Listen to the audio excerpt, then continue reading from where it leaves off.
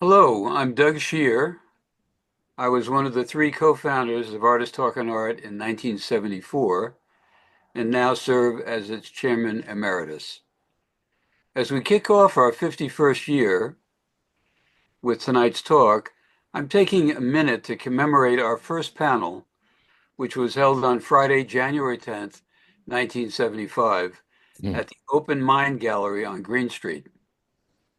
That panel, which drew over 100 guests who I would add sat on the floor, we didn't even have cushions in those days, was called Whatever Happened to Public Art? It was moderated by Mel Pekarsky, Oh, and the yeah. panelists were Will Inslee, Oh, wow. Susan Shapiro Keoch, Clement Meadmore, Athena Tasha, Hilda O'Connell, and James Wines. Wow. Many of those are very familiar names, I know. Oh, yes. Yeah, yeah, yeah. Since then, A2A has held over 1,200 panels, dialogues, and open screenings featuring over 9,000 artists and other art professionals. Our archives reside at Archives of American Art of the Smithsonian, uh, where it is their largest audio and video collection. It's now my pleasure to turn things over to our programming director, Maria Paz. Maria. Hi, good night. It's Monday, January 20th, 2025, 7 p.m. Eastern. I'm Maria Paz, the Director of Programming of ATOA. As a painter, art curator, and documentary filmmaker, my work unites Eastern, Western, Northern, and Southern cultures through symbolism and abstraction, reflecting our globalized era. For 50 years, Artists Talk on Art has been the premier forum for visual artists, holding the distinction of being the longest-running panel series in art history. ATOA's mission is to provide a platform for artists to share their thoughts and opinions, fostering critical dialogue on issues relevant to the contemporary art world and reflecting on historical context. Many of our Zoom recordings may be viewed on our YouTube channel. Our extensive archive of over 1,200 recordings resides at the Archives of American Art of the Smithsonian Institution, where it is the largest collection of audio and video. Tonight, we are thrilled to present a dialogue between Jenny Dixon and Michael Klein. Jenny Dixon is Director Emeritus of the Noguchi Museum, where she served as a director for 15 years until 2018, when she retired. In her first job, she met Noguchi while serving as director of the Public Art Fund. He was among numerous artists whom she worked with to realize respective projects in New York City's public spaces. Moving on PAF, she went on to run the Lower Manhattan Cultural Council and the Bronx Museum. She currently serves on a number of boards and is engaged in making ceramics. Michael Klein is a private art dealer and freelance and independent curator for individuals, institutions, and art organizations. He is a highly regarded writer, curator, and program director. He served as the first in-house curator for the Microsoft Art Collection, based in Redmond, Washington, between 1999 and 2006, directing art acquisitions, commissions, collection management, in-house exhibitions, and an education program for the company 50,000 employees. Klein has also been the executive director of the International Sculptural Center, based in New Jersey. In addition, he has been a regular contributor to Sculpture magazine, writing reviews and feature articles for Art in America, Art News, ArtNet, and the ArtSection.com, among others. He has presented public lectures across the U.S. and has served as adjunct faculty to New York University, New York, as well as other universities and colleges. His first curatorial projects were with the Williams College Museum of Art, the Whitney Museum of American Art, and the Walker Art Center, Minneapolis, MIAN, where he helped develop and organize a wide range of contemporary and modern art exhibitions.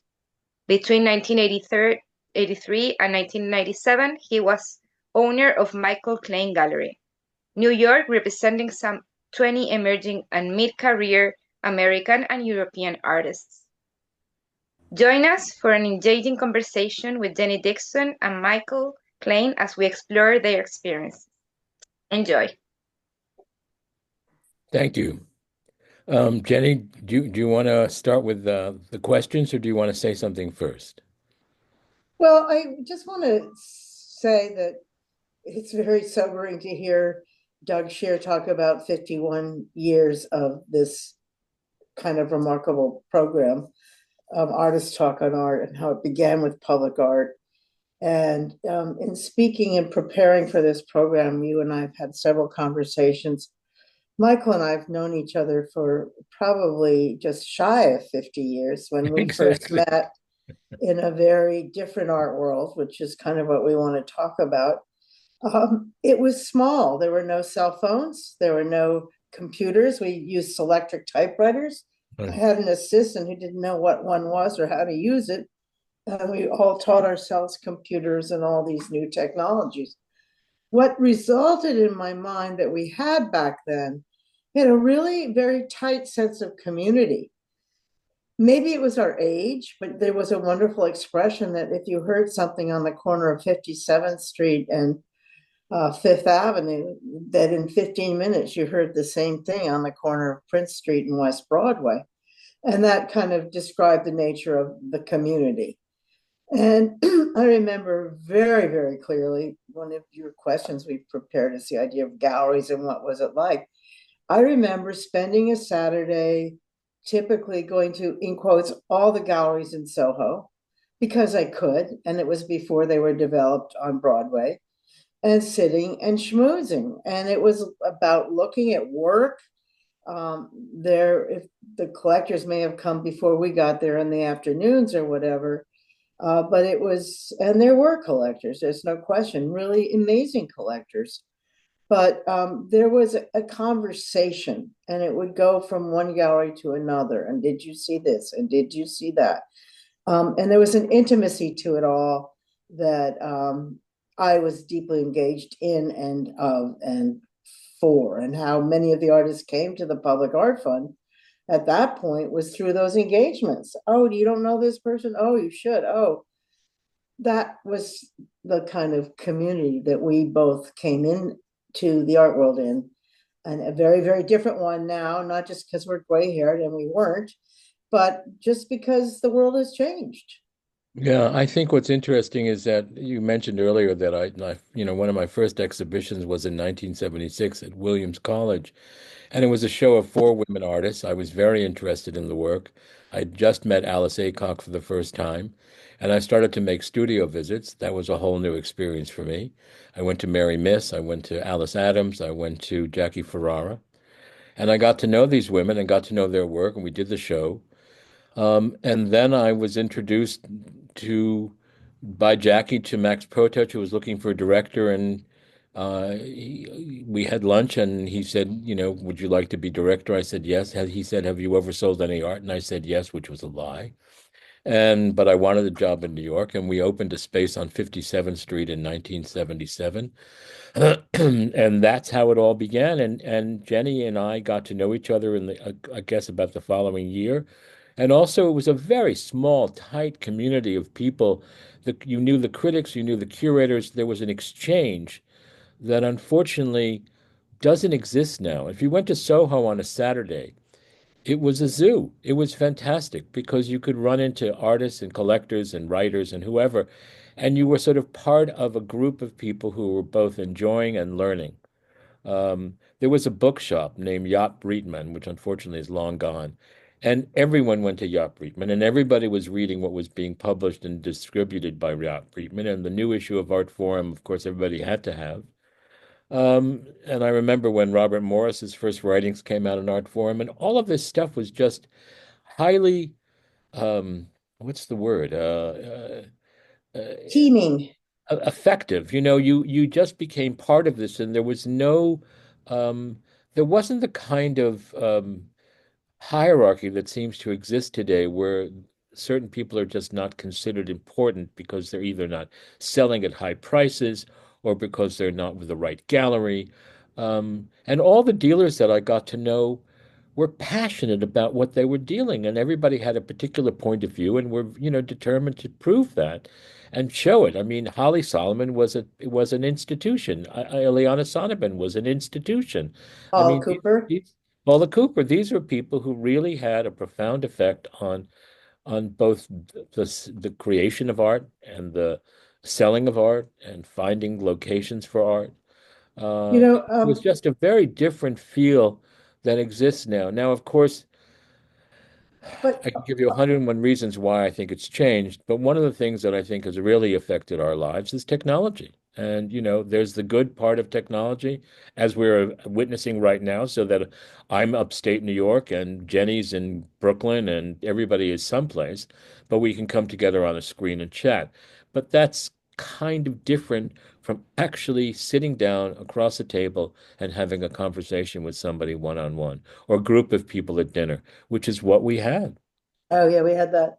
But the other thing too, you have to remember, which was really kind of wonderful, the women that you worked with, those women, and then Michael and I would work together because I was running the Public Art Fund, and he actually was getting commissions for these artists.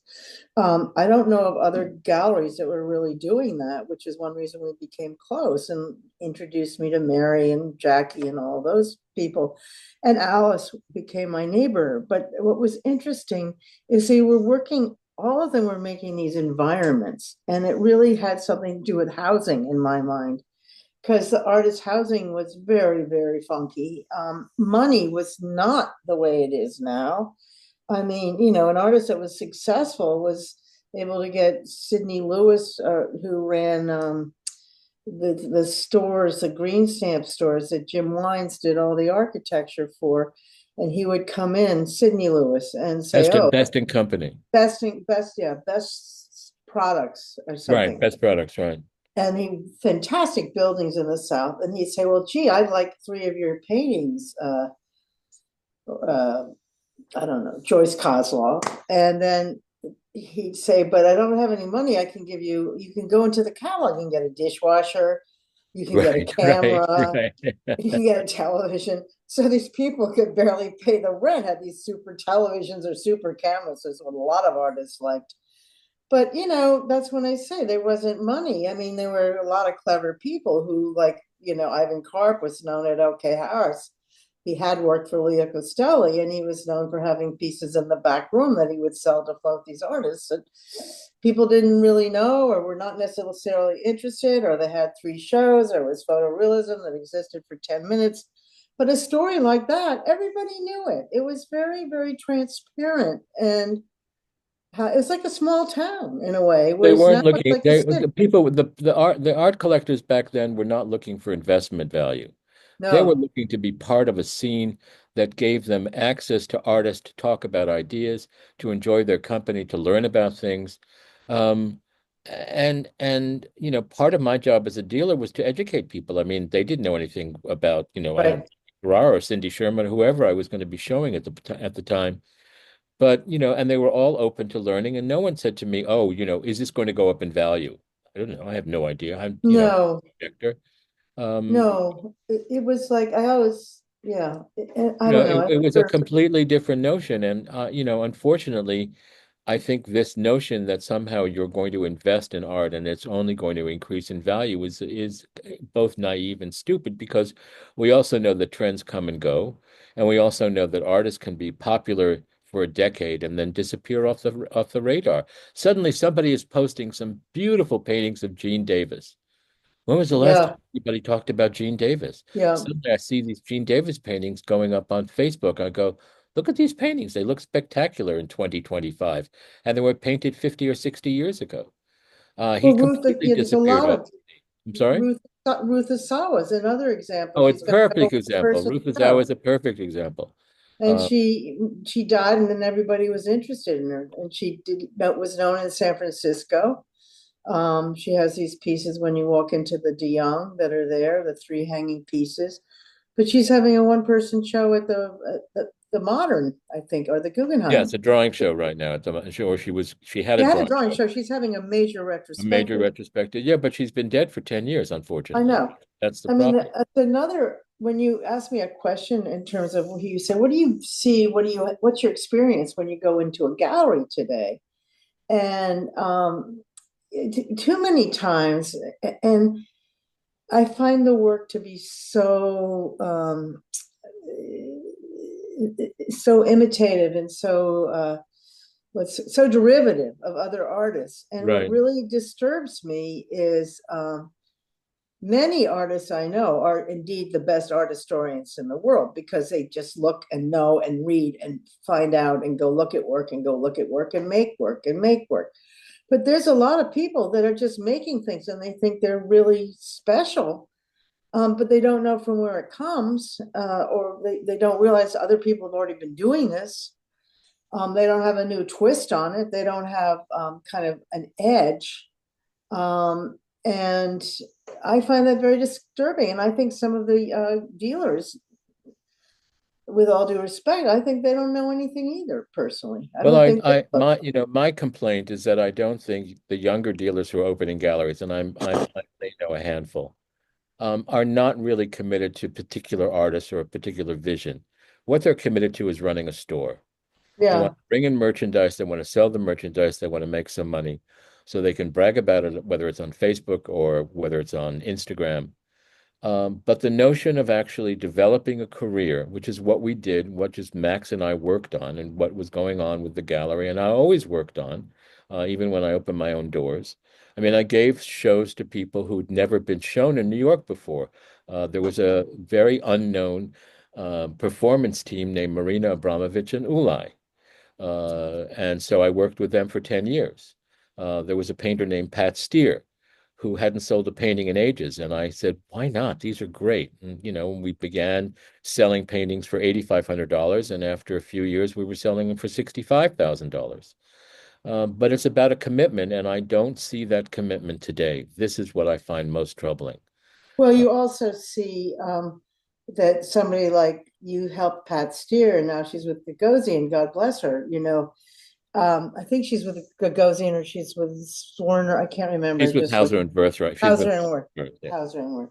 Yeah. But I mean, that kind of jumping galleries that way, it always existed, but not to the degree that it became that in the 90s and the 2000s. It became much more that way, the jumping. Yeah, right, right. Well, there's a kind of loyalty that was there and then has kind of gone away. Oh yeah, I And remember being surprised when certain people left certain galleries because of that loyalty. right. But Oh, I want to say there was something. Somebody turned me onto this article, which is pretty interesting. It's called "Aesthetic Chills," and it's in the Art Angle. It's on the podcast from January 9th. And it is a real phenomenon that people have when they experience, whether you're experiencing an opera and an aria that you've never heard, or you go into an art gallery and you get really excited, or there's different things can do it, but it is now considered a condition. And that's what I want. That's what I look for. That's what I hope for, are those aesthetic chills. And, there's a gallery I've gone to. It's almost like I'm almost doing things more subversively than I have, in a way that I'm not going to the obvious galleries. I'm not seeing everything the way I once saw it. I'm seeing what engages me. I spend a fair amount of time every year in Maine, and I've become particularly admiring of Lois Dodd, for example, who's 96. And she went to Cooper Union. And 2 years, I walked into the Alexander Gallery, which shows a lot of Maine people. And I found this person that I have fallen in love with and had that moment with. And I don't know if you know her. Her name is Emily Nelligan. She was born in New York, and she went to Cooper 2 years ahead of Lois. And she painted the same. She went up to Cranberry Island every year, and she worked in charcoal because it was cheaper than paint. And she painted these she drew these exquisite drawings of the same places over and over and over in different weather. I was even read a catalog. I don't have the catalog, but that she did it the same time in the afternoon, like from 2 to 4, she went and she drew. And that commitment of hers, I thought, was amazing. And that way of developing work. And, I kind of found her, and she's still very reasonable to buy, but it's just But it's interesting. But amazing work. Jenny Alexander Galleries are kind of typical of the kind of galleries that we're used to because he's committed to a particular point of view. He's not going to suddenly bring in something that has nothing to do with the other artists that he's working with. And Exactly. so Lois Dodd, he's been working with Lois Dodd for years, Yep. and now she's getting in more attention than she was 25 years ago. Yep. She had a one-person show 2 years ago. Anyway, I just think there's that example and that's very But chilling.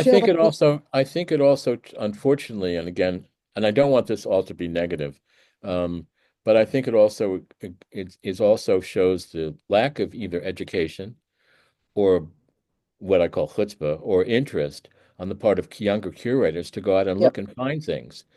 You can't just sit, I mean, you've got to get out. I mean, I remember when I had the gallery many years ago, Monday was studio visit day. I went to 2 or 3 studios to see what was going on. I would get invited or I'd get recommended, and some of it I liked and some of it I didn't like, but I needed to know about it. No, and I remember I would buy work from you. That's how Yeah. I could afford it, because Well, you were that's how you got that Robert Longo.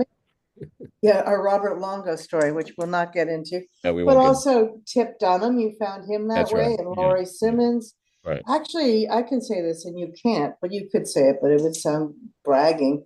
But Michael brought all these people into Max Protect that basically were subsequently picked up by Metro Pictures. Right. It wasn't his gallery, Max Protect, and Max Protect said no, but they were just, it was amazing that one Max and I were very experimentation. much at odds about things in general. I mean, I wanted to work with Cindy, and he said no. I wanted to work with ceramics, and he said no. Except after I left the gallery, he had this first ceramic show. So, but that's actually why Betty Woodman. yeah, why I started on my own and sort of kept going because I just had my point of view, and I wanted to make sure that the world heard it, seen it, and bought it. You But know, I just want to go back to something we talked about, because in spite of my talking about Emily Nelligan, yeah, who had a little show at a museum up at the edge of Maine where Baldessari lives, not Baldessari. Anyway, Algonquin Museum of Art, which I saw because I was a big fan. Borowski lives up there. Yeah, Brovsky, that's right. Right. Algonquin Museum, which is a very interesting little museum. Right. I do like that she's been doing the same work, but it's different because the weather's different every day. But we just kept talking about Philip Guston, who we Right. both happen to adore. And I think I was telling Michael, not recently, but long ago, how I was out in San Francisco and I really didn't know who Philip Guston was. And I just always would go to museums wherever I go. I love museums. And I fell into this Philip Guston exhibition, and I had one of these aesthetic chills. I mean, I thought, who is this person? This is so remarkable. And I fell in love with his work, and I've gone to almost everything ever since. I do have some images of his work. I'm sure most of you know them, but I wanted to make a point, and then Michael has a great story to add to it, which is that if you can show my images that I brought, he was really, really interesting because he was from LA, and as Michael reminded me, he went to high school with Jackson Pollock. He was very poor. No, can we go back to here? I want to go all the way the other way. Can we start? Keep going to the other way. I thought I loaded them differently. Okay, keep going, keep going, keep going. Now there was one more. That's it. So if you look at this is a work and play mural by Philip Guston, which you can still see. Phyllis Tuckman took me to it once. It's a WPA mural, and that's where he got his first licks, if you will. And of course, it supported him.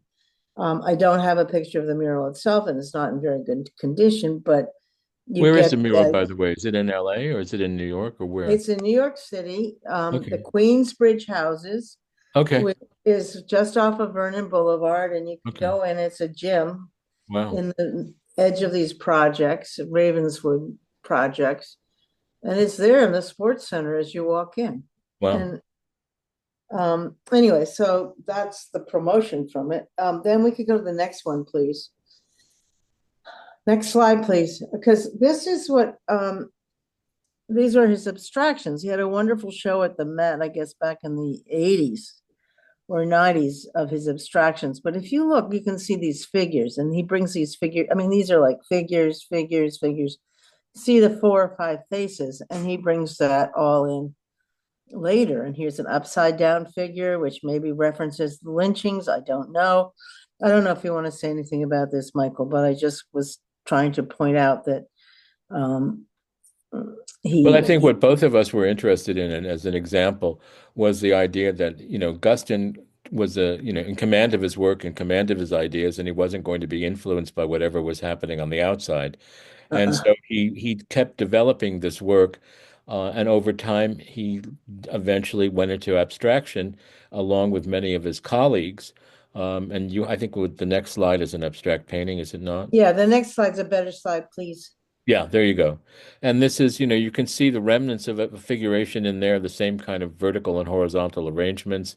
And now it's becoming completely abstract. And he worked that way and developed it and became, very involved with this surface. In fact, that Sam did the big show at the Guggenheim when Guston was alive. Yes, you mean the Yeah. Jewish Museum. Right. Oh, Jewish Museum rather, because Guston was desperate for a public exhibition, and Sam Hunter, who was a professor of mine and a good close friend of Jenny's, was an instrumental in that. What's next? I want to show you this though, because wait, go back, please. Also, if you look at this tracing of the white figure and Right. this, later he comes to this really simple form, and nobody could believe he was leaving abstraction because he was very successful in abstraction. Right. But he was an artist. I think of Julie Metereau as an artist now too, who just keeps moving and changing and Right. evolving. Right. I find it very exciting to witness that in artists, and even though I said what I did about Emily, but here you see the tracing of what looks like a Ku Klux Klan hat, and even here Right. it looks like a shoe. Right. Right. So he's bringing these images in here that he brings in much, much later. That's what I Right. want to Right. say. So the next painting is much more pure abstraction, just quickly. If we can move to it. The next painting, please. No, one back. Yeah, there you That go. one, yeah. Yeah. So to me, this is much more of this pure abstraction. What was the dates of this? Was 59. 48, 49. 48, 50, 49. Okay. Yeah. And yet, we can go to the next one. We can go to the next one, please. Right. But this was done as a drawing in 1930. And I don't know if anybody followed as much as I did because I was teaching at the time. And it was a big focus was this Philip Guston show that was to open during the summer of Black Lives Matter. I live in Williamsburg, Brooklyn, and there was a march down my street every single evening about this time for an hour or two for 2 weeks. And, being very, very sensitive and very maybe politically correct, but also with major African-American representation on the board. The National Gallery, where the show was supposed to open, did not open because of the images. This was one of them, I think, early of these Ku Klux Klanners. But this was something that actually Philip Guston, as a young boy, saw in Los Angeles, and also as a Jew, he felt the Ku Klux Klan he was not welcomed by them then either. So this was something that was very personal to him and very much reflecting on his own Well, I life also experience. think it formed his personality. I mean, you can't help but, understand that there's a group of people who basically want to see you dead. and and you're and you have no business being in this country. And he was, first of all, he's Canadian. Secondly, he was, had to change his last name so he could become, so he could have a quiet place. And look, same thing with Jackie Ferrara. She grew up in Detroit in an anti-Semitic neighborhood. Her maiden name is Hirschhorn, and she came to New York to get out of the to sort of, not be involved, not to be surrounded by this anti-Semitism. And so these things sort of were burned in his brain, and Yep. they eventually sort of exploded later on in his life because he was witnessing it again in the 60s and 70s. Right. Well, we could go on because we see the images again if we can move to the next image. I just wanted to point out that how early that was. Oh yeah, sure, absolutely. Yeah, and here And, they and are, driving around in 69, and he's pointing the finger at, here are the people who are smoking cigars and driving around, and what chaos are they creating? And you can see the instruments behind them, which obviously are not things, they're obviously not easels. They're obviously got nails in them to hit people with. and they have blood on Yeah. them. Can I Blood tell you, on, can I tell the funny story, the Guston story? yeah, it's great. Well, I have Okay, one more. so, Let's go to the next one because it's okay. better. Next image, please. Oh, yeah.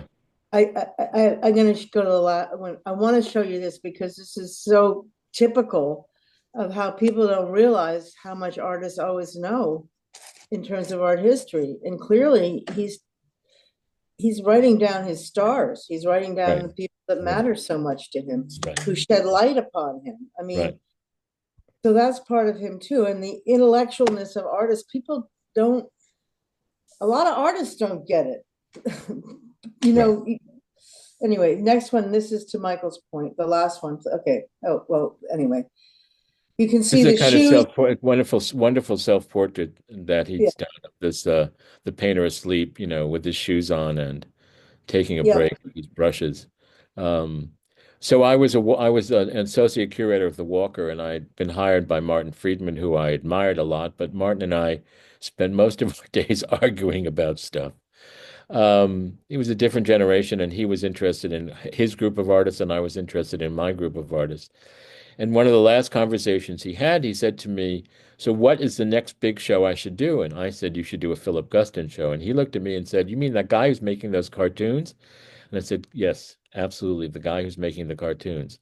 Well, the next year, the San Francisco Museum mounted a retrospective, and the That I rest is saw. history. Yeah, the rest is history because obviously it not only put Guston on the map, but he became an exemplar of figurative painting and expressionist painting.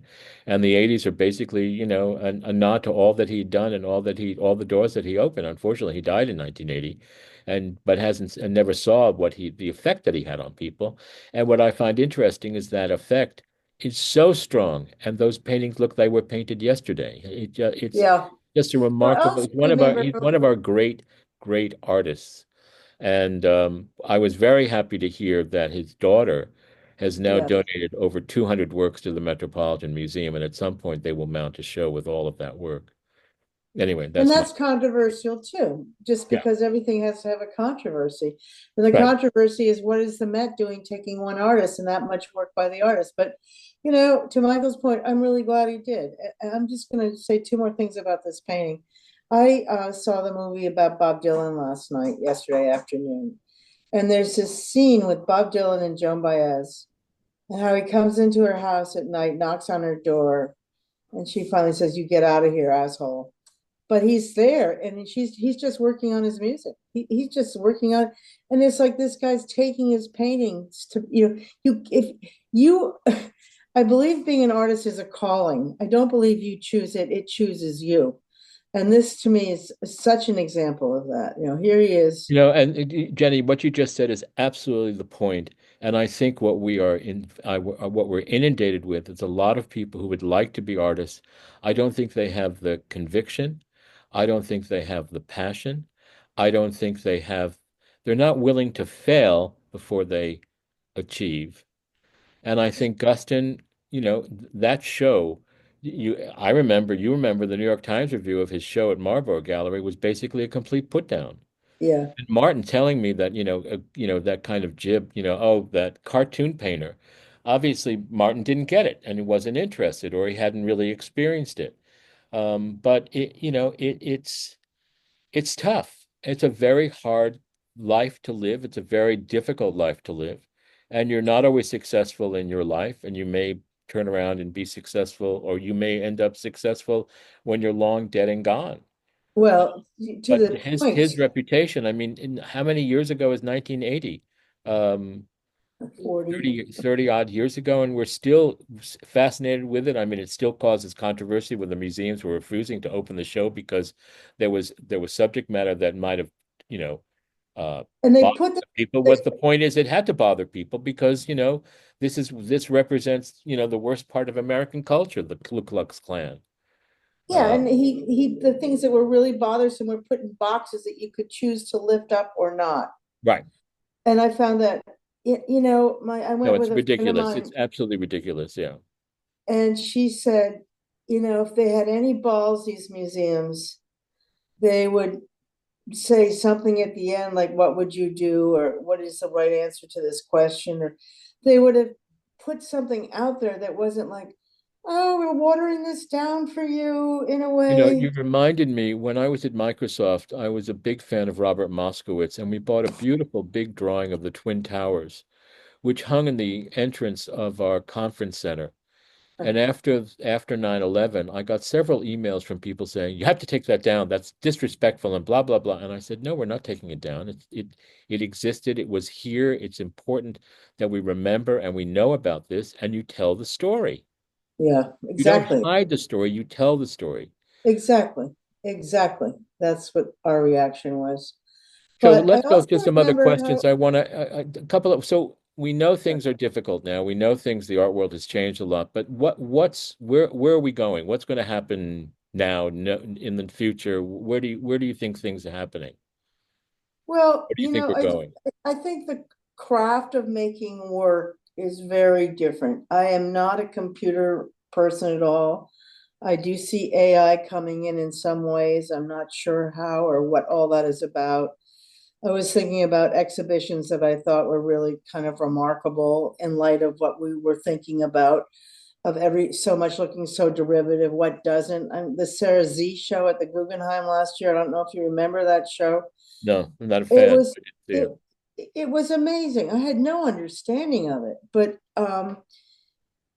technology was part of it, but at the same time, very simple everyday objects were part of it. And in a way, it kind of represented the future to me because they were elegant sculptures in and of themselves, not that you put them outside. And they had so much going on, and they were really original and fresh. And it was the future. I still have great respect for people who can really draw. Um, Mrs. Mangold, I like very much. I don't think she is Mrs. Mangold, but Sylvia. yeah, Sylvia Mangold. I think she draws just exquisitely. I respect a sense of craft. I really think, I was really fortunate to work for the Noguchi Museum, and one of the things I really learned and appreciated and honor and will always was Noguchi's sense of craft and sense of his hand. Yeah. And I don't think you have that sense of hand. I mean, when you have everything technically, and he carved these things. He didn't use he used some machines, but they were so simple and minimal. Right, And right, right. um, But I think you struck a word. I think the word that you used, and I think it's the thing that you both and I are looking at and trying to find is originality. And I had a conversation with a dealer friend in London the other day about his program and how impressed I am with the program. It's a tough program.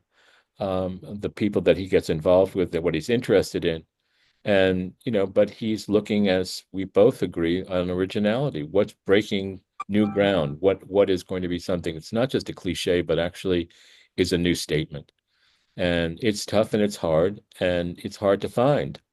Um, anyway.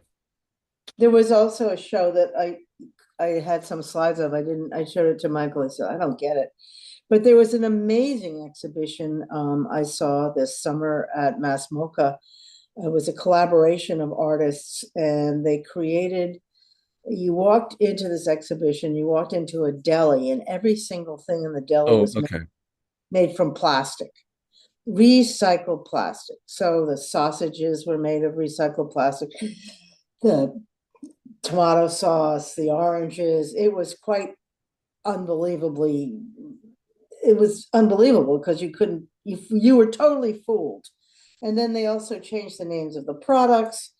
But then after that, you go into this whole other room where there's this video, because you're in the future, and it looks back on Earth, and they have different images of artifacts that they found. So one was toothbrushes, and they decided that toothbrushes had in fact been dolls in this past civilization, and they made them look like dolls. You talk about original. It was like I couldn't believe it was only 1 month at Mass Mocha, because it was, first of all, in terms of people being very, very aware of the environment, and environmental concerns, and it was spot on, but it was clever, it was funny, and it was gave a very good lesson, and it was very original. Well, I always, I must tell you that the show I'm reviewing now, the Pistoletto show that just opened in New York, is amazing and original, and by a man who's now 80 something years old, part of the Arte Povera movement.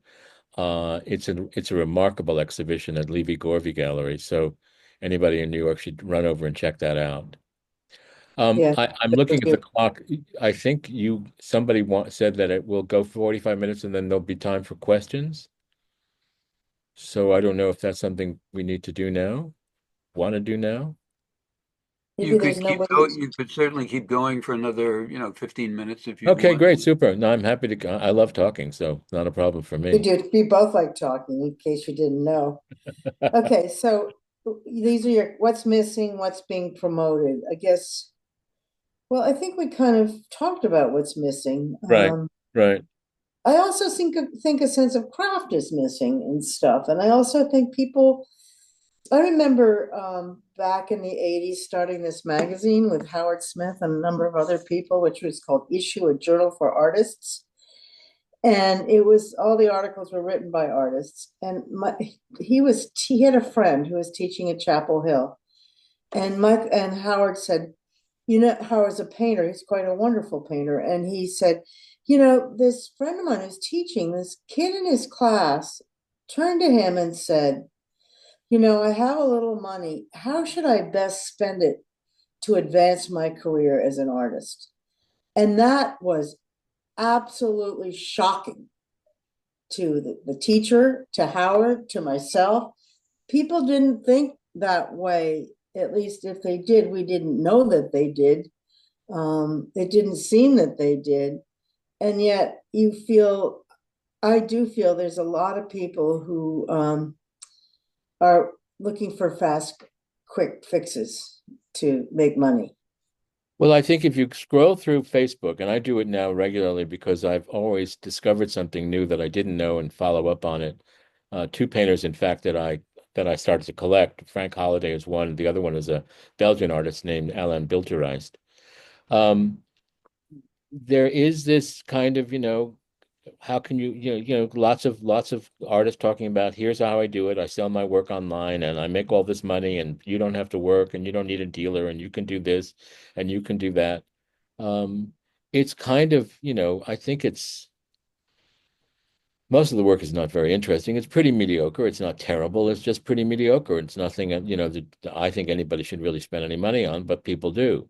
Um, and uh, and that is, I think, one of the downsides of this, social media monster that we now live with, because anybody and anything can get online, and there's no editing. I mean, That's again, right. this comes back to my point of view about dealers and points of view and developing ideas and developing a A core stable in a quotes. stable, a core group of artists. I mean, and having a conviction about this work and not just selling it because, it's just there it can hang on the wall and look pretty. Um, so it's been for me a downturn because it just it just doesn't seem that there's a kind, again, I keep using the same word, passion, and a kind of exuberance about stuff. I don't think these younger dealers have that excitement or even have that kind of commitment.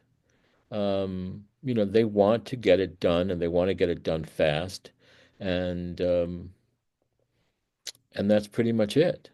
I don't know if they're aware of history of other dealers, of what dealing was like and has been, who other dealers that they might know, respect, et cetera, et cetera. Um, and they You just get know, it and they run with the ball and see how far they can go. well, also, it's funny. I was just before we were talking, I was looking up some galleries and curious about different people and where they showed and stuff. And, I mean, I guess the really top galleries are obviously Gagosian and Hauser and Wirth and what's the With other one? Werner, yeah. Uh, but anyway, I was looking at Gagosian. I was trying to find this artist I was telling you about and my husband about, and I couldn't find her. And I really like her work. And she is an example of somebody who's very fresh and very different and moves like Julie or Guston. And I knew she was at PPOW. Then I couldn't remember where she went. Zorner, Hauser and Wirth, Gagosian. Maybe she's even at Pace, but that's a whole nother story too. The point is that um, with the Gagosian looking for people, this woman, I know a woman who shows with Gagosian, and she wasn't on the list of women that he shows. So, I mean, my point is their stables are so big that they don't even necessarily list all the artists, which is interesting too. And I think of that in terms of like Castelli years ago, and you knew everybody who showed. You just knew that if you were in this field, you knew who showed with Castelli. You knew who you showed with Pace. Now it's like a supermarket. And at Castelli, there was, I remember a friend, an architect, who was looking for an artist to do a project for a building. He said Castelli spent like over an hour with him just looking at the building before he came up with any comments as to who might be appropriate and why they might be appropriate. And that's what an architect did. There were not that many art advisors. You went right to the gallery because they were small enough that they could handle you and you could know who they were. And then another person spent like 15 minutes and said, oh, this is who you need. This is who you need. So there's always been those different kinds of people in the field. That's really my point. But and money, we all know money, and money's running our country now, and that's a priority, and that's horrible. I mean, money, we all need money. We all need money to live. Don't misunderstand me. But when money becomes the god of art, I think art loses. Well put. Yeah. I mean, I think it has been losing, and I think that, that's unfortunately the shame. And I think it affects artists tremendously because I think it gives them a kind of, if they don't have immediate success or constant success, they're sort of, sideswiped and, ignored. Um, but what do you, I want to switch a little bit to the museums rather than the galleries. What do you think about what's happening with museums today? I mean, what do you think what's happening at the Whitney, for example, or at The the Noguchi, or the Noguchi? Noguchi just unionized. I think it is so sad. It is so sad. It's just, I don't know. In my experience of the Noguchi, it paid people well. It paid everybody all through COVID. It's a fair place to work. It pays more than minimum wage. If you're a part-time worker, you're working less than 32 hours. You're not supposed to have all the benefits. And it's also a right to work place. And also there was always a uniform. And I just think it sounds terrible, but it's a little bit like Who Flew Over the Cuckoo's Nest. I think the people inside who are um, not the management and all these museums are really kind of running the show. And I think that that's not necessarily good. I mean, I'm not saying they shouldn't be doing more or no more, but What do you feel I, that the curator has lost their independence and they've lost their position in terms of the power structure in the museum because they're really because obviously they've got to raise money. The director and the board has to raise money all the time, and that's really the bottom line. I And think if it they don't depends. do a show that brings in dollars, then they can't do that show, and there's no chance, there's no risk taking. I And think it totally depends on the director, which sounds crazy, but I mean, if you're, um, I happen to have the greatest respect for Adam Weinberg, and I think it's also interesting that he started out in art education, not right, as a curator. right. And I remember going into that museum with him when he first started at the Whitney. He'd say hello to everybody. Everybody, how are you today, Ron? You know, the bookstore, the person in the coats. Jenny, you know who you learned that from? That was Martin Friedman, because was at the Walker after I was there. But that was Yeah, Martin's style. There was a hierarchy, but he also, I remember we were preparing for a big exhibition, and we were like late. Things were just not getting together on time, and Martin was downstairs with a broom sweeping to make sure that it was all done and ready, because it was his shop, it was his store, and he wanted to make sure that it looked yeah. great. I remember Adam. I think it was Adam that said this. If it wasn't Adam, it was somebody who was basically told just before the opening to go get the shovel and shovel the snow because a dog had peed right in front of the entrance to the Right, there museum. you go. And he And was so like, it wasn't his job, but it was like if Martin's sweeping the floor, this guy can he's sweep going the to floor. clean the windows, and I cleaned, plexiglass, and we just got it because we wanted to look good, because it was our show, it was our It's place. your shop. Yeah, exactly. And my experience So, now in terms of promoting exhibitions and proposing things is very different and very difficult. There's one project I'm working on. I've proposed to a number of institutions, and the directors tell me, "Oh, we have to take it to our curatorial committee," which for me is basically horseshit.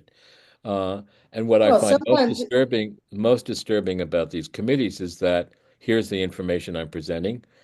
No response in terms of questions. Oh, Michael, can you tell us a little bit more? Oh, Michael, why are you so interested? And there is no curiosity whatsoever. It's like, well, is this cool? also, Is this groovy? If it's groovy, let's do it. If it's not groovy, goodbye. yeah, but it's hard being an independent curator as well, to be honest. Well, it It's is hard, but I've got lots of resources. I've just, pitched a show this morning to a museum in Florida, and the director's all excited. So we'll see where that goes. well, you find these people that can be that way. That's what you have to do. Right, But it exactly. depends on the director, is what I'm trying to tell you. It depends on the director having to raise a lot of money. I mean, and the autonomy that they give to the staff and the belief they have in their staff. That's Well, what it's look, about. when I went to Microsoft, we had an art committee. And I remember the first presentation I made after the first month I was there was a few acquisitions, because this is how the process worked. The committee would look at things and they would vote on it. And I presented this fantastic Alex Katz print. It was just a reasonable price. And I thought, we don't have a print, and let's do it. And one of the members of the committee stood up and pointed at the other end of the table, pointed at me and said, "You're not going to shove your aesthetic down our throat." And I thought to myself, this is not how you behave. And I went to the head of the legal department, because the art program was in the legal department. I said, we have a problem. I don't need to be treated like this. And if they are not happy with what I'm going to be doing, then I'm ready to leave tomorrow. And he said, no, no, no. We hired you. You're a professional. You know exactly what you're doing. And that afternoon, he disbanded the art committee. We hired a curator. That's his job. We put faith and trust in him. We're paying him for this. We know his background. That's his job. You guys, thank you for your service, but you're no longer needed. And that was what the collection needed at that point. It needed, somebody to be on top and make sure it could grow and develop. I can't tell you the number of things that were going on at the same time.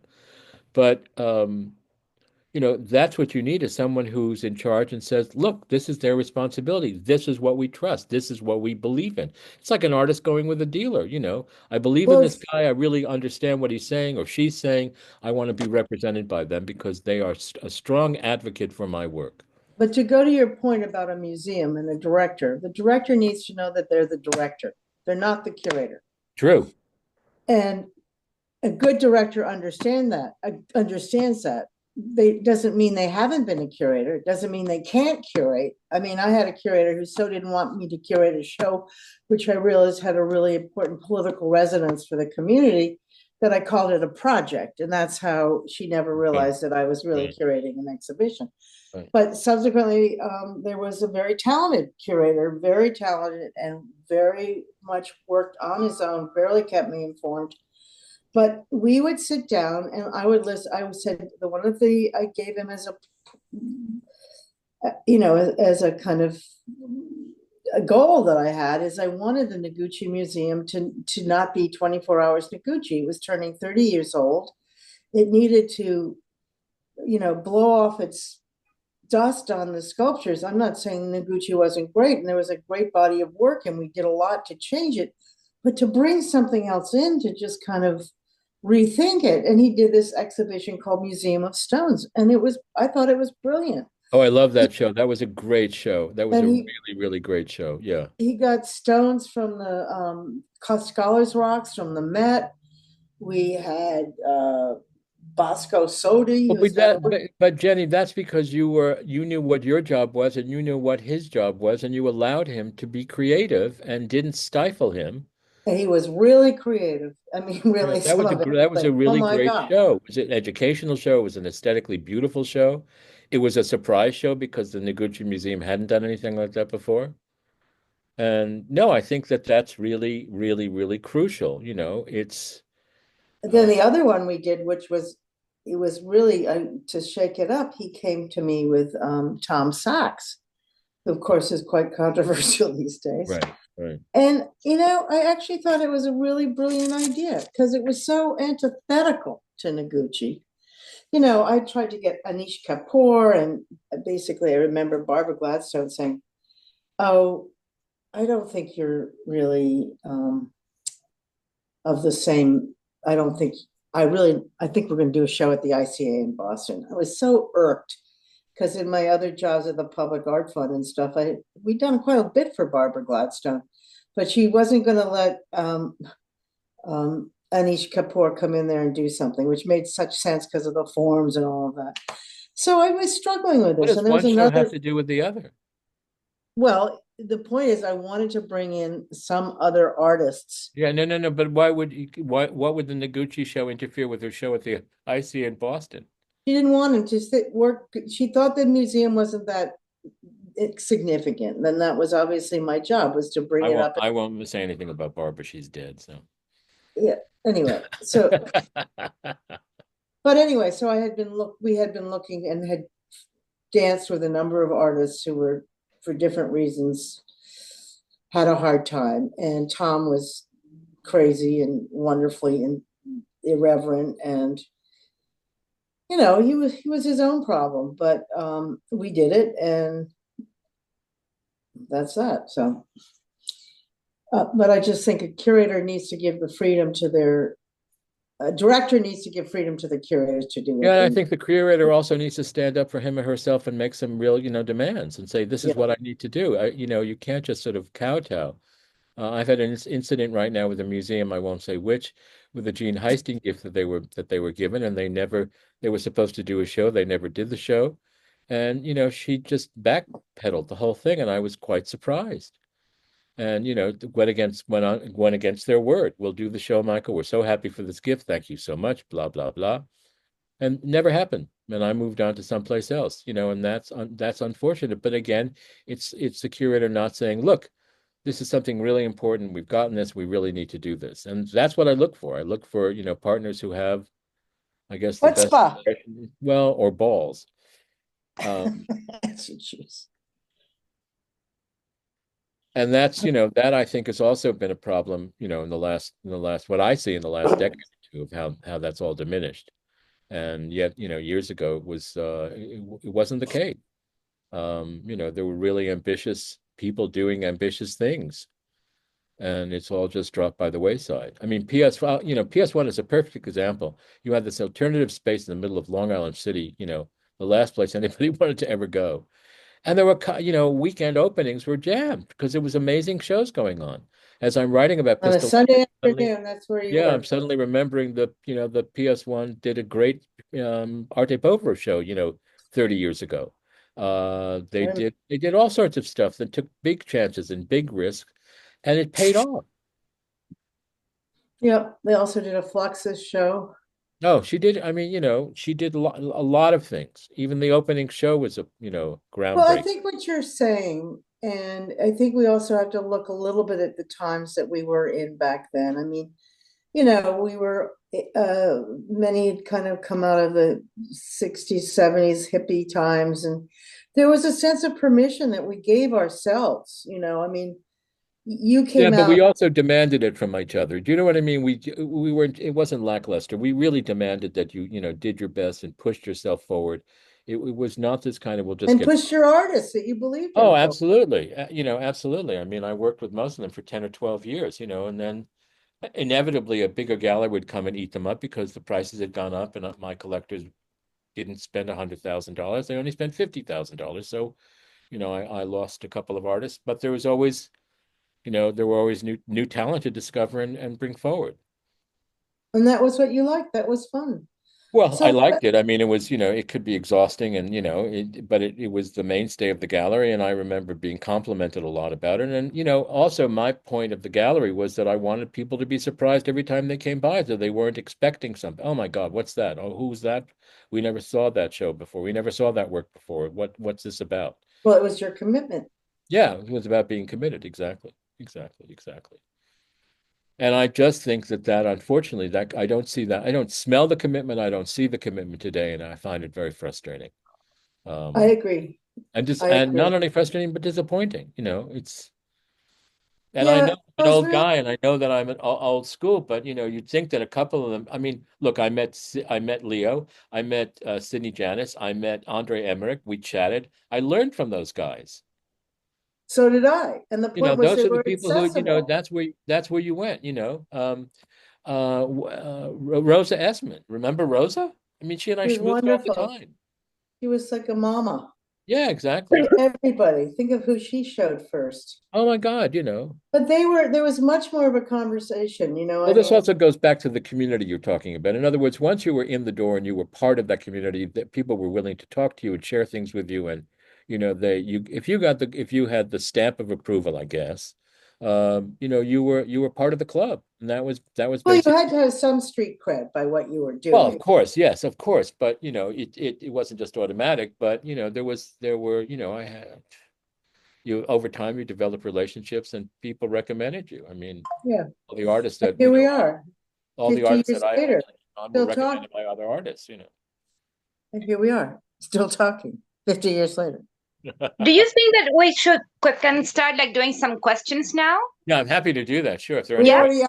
already offered to do that. Okay, Uh, great. Before I ask a question, I was going to make a point about the Guston collection of about 200 canvases that is going to or has gone to the Met. And Musa Mayer, who his daughter, who's also a Woodstocker, Yes. um, the reasoning she gave at the time was that they were going, and the way she set it up is that the Met, were going to have traveling exhibitions of a lot of the work. Oh, And so that, a lot of other museums would be able to, have those stage those exhibitions.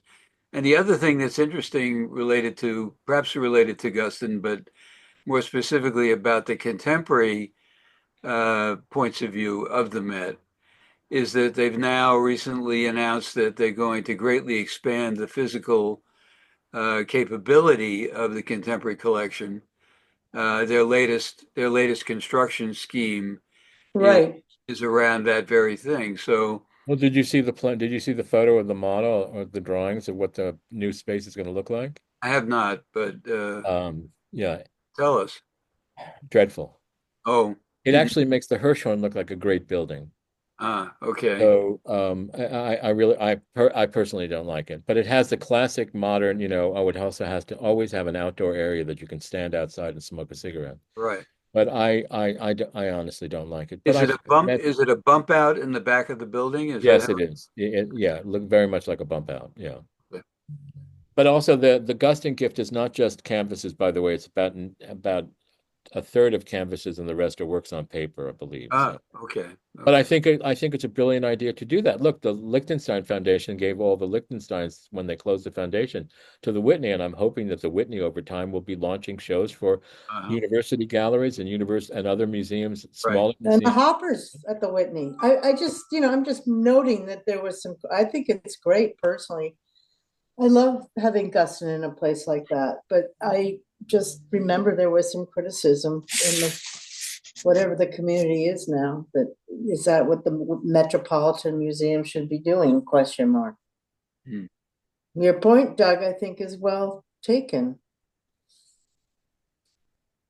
So what's our question? They have been anticipating that certainly the plans like that would have been many, at least a decade in the making. Oh, So, sure. Yeah. they must have been when they accepted it. Right. They were not only interested in having such a windfall of art, but also they had a new thinking about what their capability would be. Well, also, Sure. it's a huge responsibility. Let's face it, storing it, maintaining it, Right. conservation, et Right. cetera, et cetera. So, Conservation? yeah, conservation. Yeah. I People have a don't. question. Please. Good. Well, regarding, I feel like first, I'm really enjoying the conversation, especially because I feel like today, I mean, since we have a new president and he's gonna You take have a new like president. I don't. me.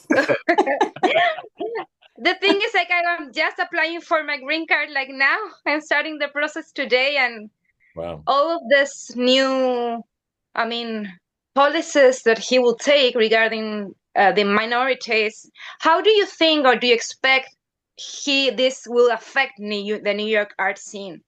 That's a great question. Very good question. You know what? I have absolutely no idea. I think it's going to cause a great disturbance. Um, I think that I think that he's a racist, no matter what he says. I think he only has, I mean, I can't say enough bad things about this gentleman. I really can't stand him. Don't call him a gentleman. Well, I won't use the President. other one. No, Don't call him I president. refer to him as President Felon. Anyway, I think it's going to be difficult. I think that his complete, I mean, he's only interested in white men. And I think that it's going to be a very difficult situation for anybody who's trying to stay in this country.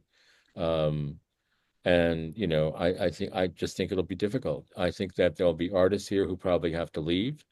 Um, they may be here illegally or temporarily, or they've stayed over a visa, what have you. So I don't know, but I think that he's going to cause upheaval wherever he can because that's what his power hungry, That's he, his modus of operandi. that's his modus. Yeah. And Yeah. So also, I wherever think he you're can going to cause have, some destruction, he will, because so long as he gets on the front page of the New York Times, he'll be happy. And he Yeah. doesn't matter if he's disrupting your life or my life or anybody else's life.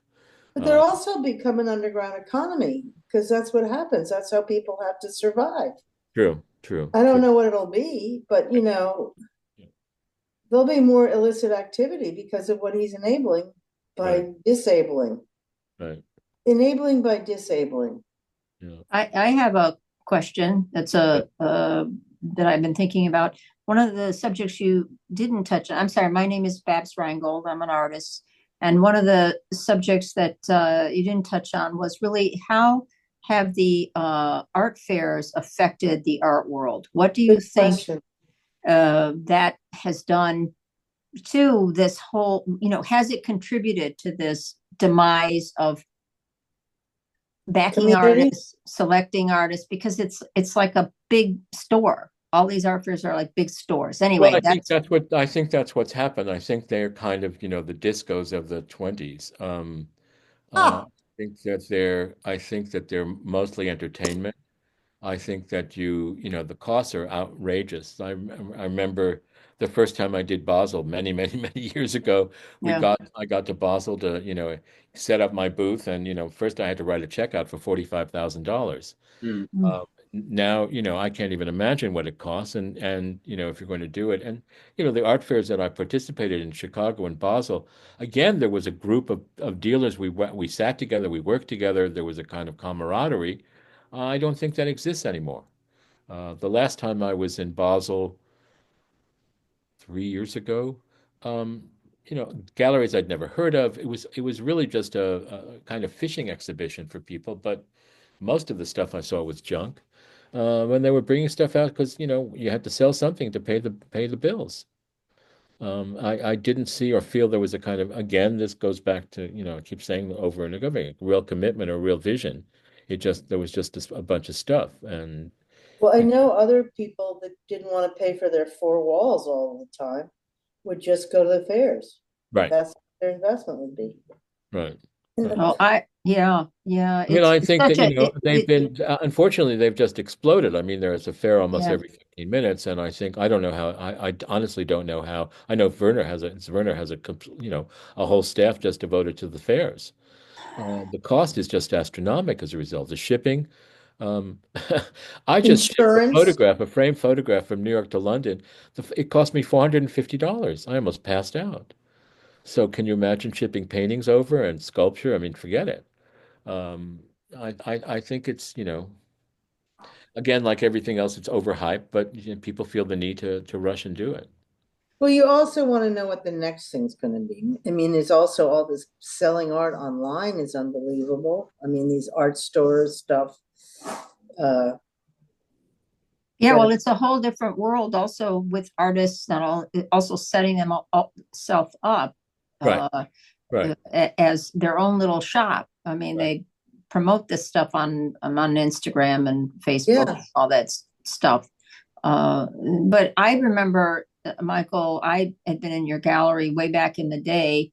And I remember at that time it was I had worked for Vivian Abrams, okay. who told me that I should, when I was talking to her about different places. I arrived in the early '90s in New York, and she had mentioned that I should go to your space and see what you were doing. So it's been interesting to watch, like the people who have have stayed around for a long Right, time and right. what they've done, and like people like Washburn who just closed It should. after so many years. It's a different world, Well, and I actually, don't. you made a very important point because there were a number of galleries that have closed in the last 6 months, eh, and none of the magazines, I mean, art, I don't know what a forum does anymore, but Art News has never, I would think they would write a statement about, Metro Pictures is gone, Joan Washburn is gone, Robert Miller is gone, Jill Weinberg is gone. It just goes, the list goes on and on. There are at least 10 galleries, significant galleries,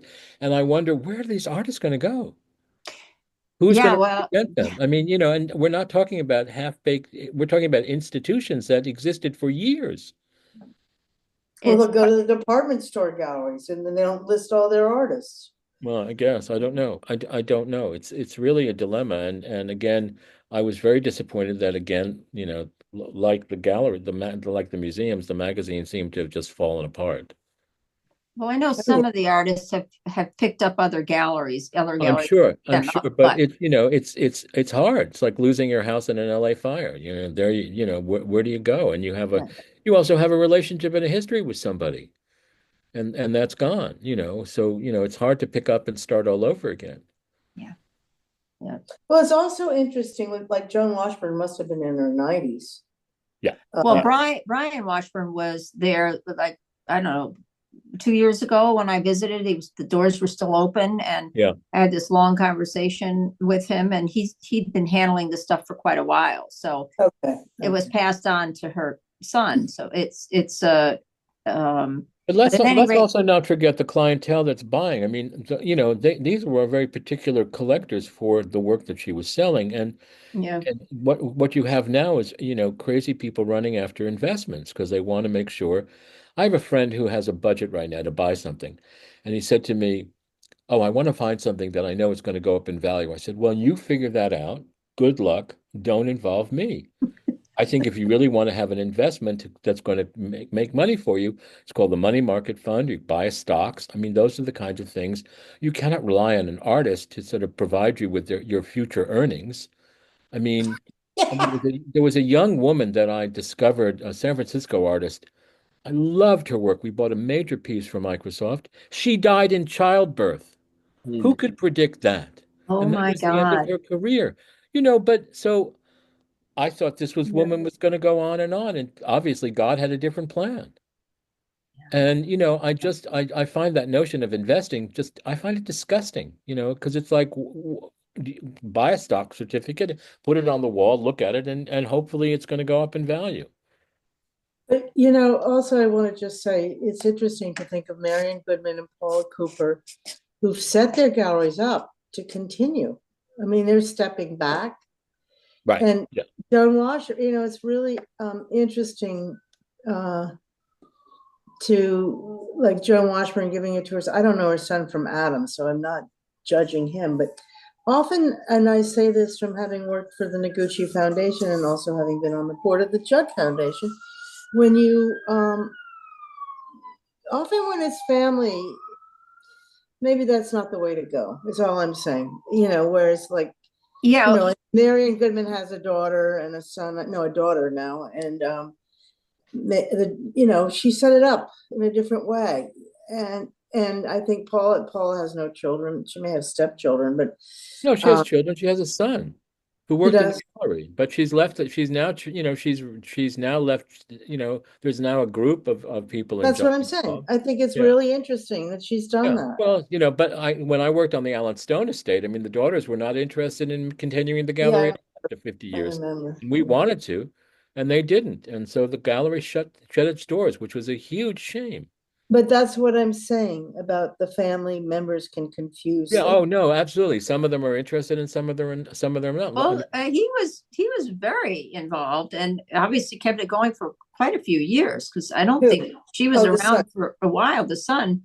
And he sounded, I had a long conversation with, I was in to visit at the end of 2023. I was there for stuff going on.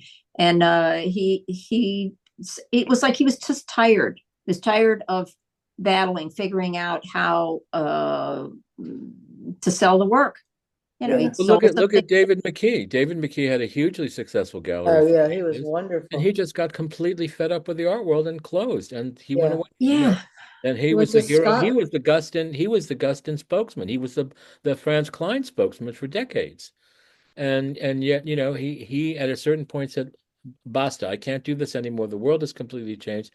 And he also wasn't selling art for investment. And it also made him crazy. Yeah, he had incredible integrity. Total integrity, absolute integrity. And that's part of it. That's a very good word, Babs. That's what's missing, integrity. But we see it, unfortunately, I think it's across the board. Look at the man who now lives in the White House. Oh. I mean, what does that say about this country and integrity? Yeah, we were talking about that. But Babs, I don't know this fellow, Joan Washburn's son at all. So I'm just saying, based on experience, families even with the Stone situation, they can really confuse things. Well, they didn't have the energy, they didn't have the vision, and they just wanted the money. I'd be very straightforward about that. I watched. He left an estate valued at $500 million. He's talking about the Stone family, not the Washburn family. No, the Alan Stone family. Yes, but what I'm saying is that, it wasn't his vision too. It's his mother did it. Maybe he wants to go become a designer of coloring books. I mean, you can be very. Yeah, no, it was more that he was just tired of trying to make it work, I think, because it was his vision originally. Just like I saw a panel or a discussion with Peter Bloom and his son, who's very involved. Yeah. And they were on together, and it was very much they were going. Right. So I just think it's the vision of both the people, not just the one or the other. You don't know. There was a very interesting dealer in Paris, Guylaine Houssaneau, who I worked with a lot, and she unfortunately passed away, and her son took over. Her son has a completely different point of view. I mean, I can't stand anything that he shows. I'm not interested at all. And that was sort of ended the relationship because he went in his own direction, which is great. That's fine. But his mother had a path and he has a different path. No, it can succeed. There's no question. There's the English dealer who shows Marina now, and his daughter's now totally in the business. It's all his family who's in the business. And he's getting old and he's going to pass it on. I can't remember his name and you can, but whatever. You mean Listen Gallery No, I don't. or Sean Kelly? John Kelly's family's involved now. Yeah. Yeah. But you know, Okay, so no, go ahead. Go ahead. no, I think it's really interesting too what information isn't there. I mean, I go online pretty much every morning and look at all the art stuff because I am, you know, I have projects. I have a lot of little projects I'm doing, but I'm pretty much retired and I want to keep my finger in the pot. But I didn't know about Joan Washburn because these things aren't done. I mean, I was really upset Brooke Alexander didn't get a Oh, there's another one. obituary in the New York York Times. I away mean, and he was yeah, amazing dealer yeah. and Go printer. ahead, Maria, please. Yes. Excuse me? Yeah. What'd you say? So that What we did have you like say, Doug?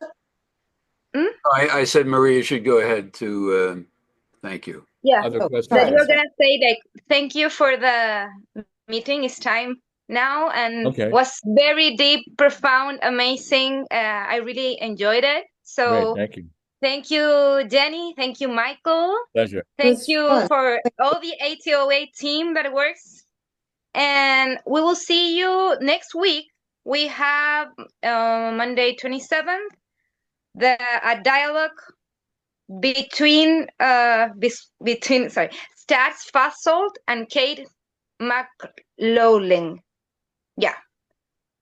Can you do me the favor of keeping me on your list so I can get Absolutely. information? Of course. Oh, Thank you. absolutely. Yes.